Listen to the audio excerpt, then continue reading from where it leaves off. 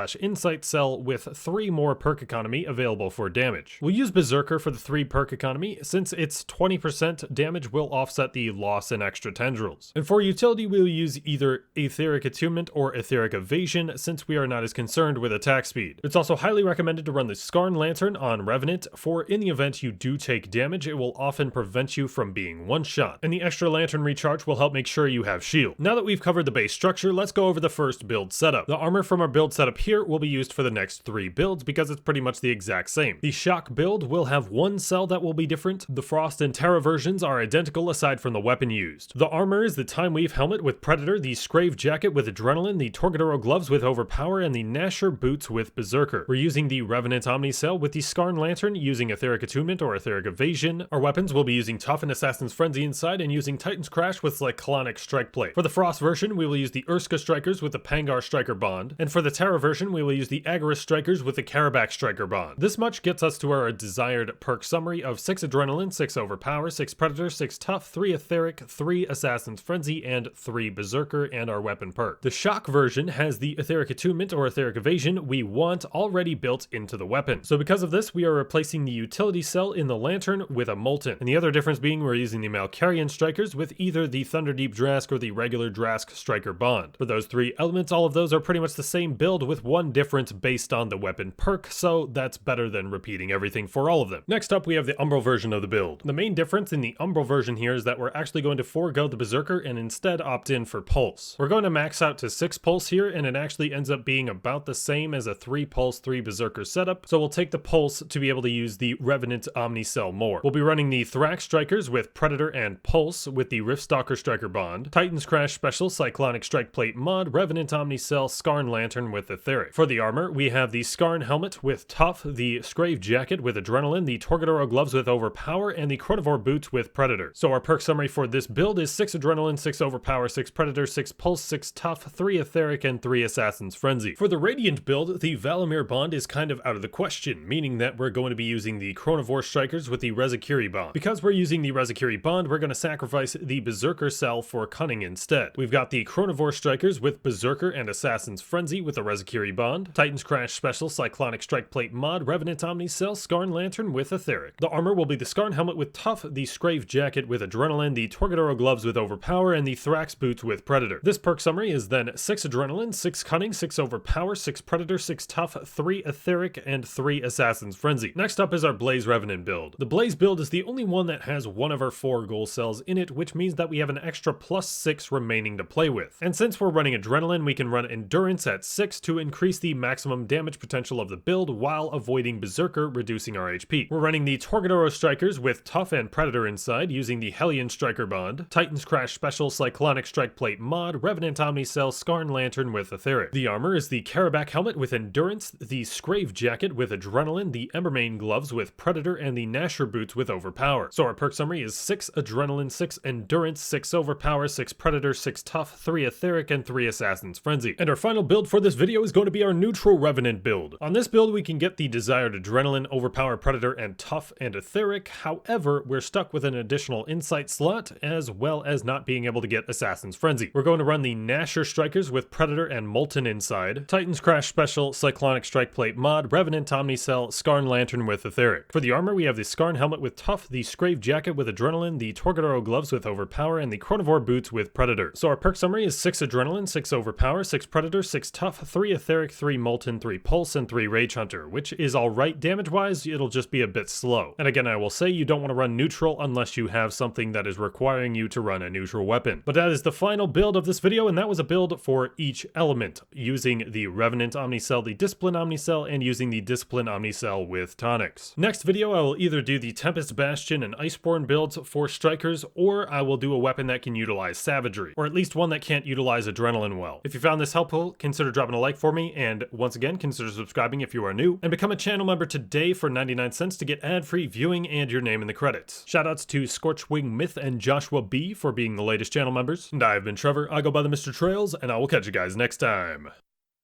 Oh, and happy birthday to my sister.